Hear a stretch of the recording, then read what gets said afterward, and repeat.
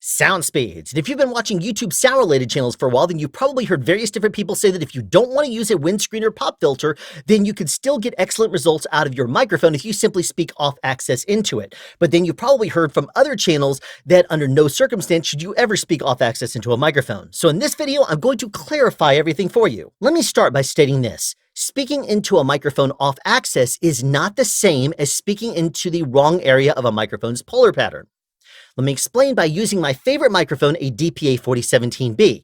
If I point it directly at my mouth, it is directly at my mouth. There is no question about my mouth being picked up directly by this microphone, directly on access. But now, if I were to simply point my mouth slightly to the side, the microphone is still pointed directly at my mouth and therefore picking up my voice in full fidelity.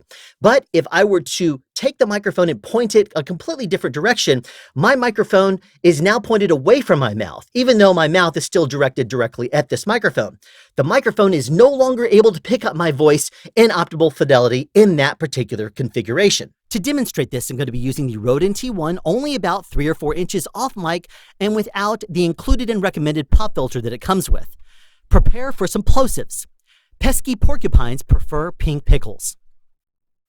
Yeah, I'm killing this microphone with plosives, as I'm sure you can hear. But watch this. My mouth is going to stay in the exact same place, but now I'm rotating it so that my voice is throwing that direction and my breath is also. Pesky porcupines prefer pink pickles. No longer is my mouth blowing all this air directly into the mic's diaphragm.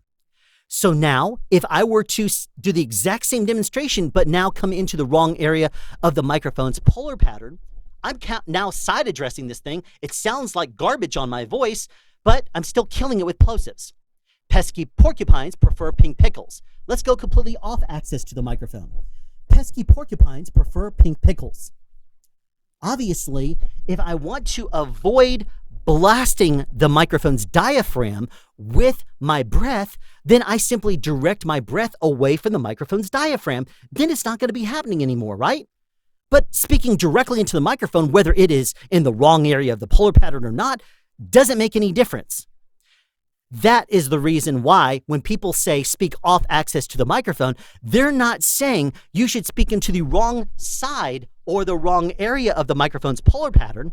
They're meaning that you need to direct your voice to the side so that you're no longer killing it with plosives. So hopefully that clarified everything for you. If I direct my breath into a microphone's capsule, it does not matter which way that capsule is facing.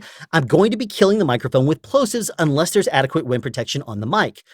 But if I direct my voice away from the microphone's capsule, the microphone could still be pointed directly at my mouth and picking me up great, but I'm not going to be killing the microphone with plosives. And if you need another example, think about the overhead miking we use in the film industry.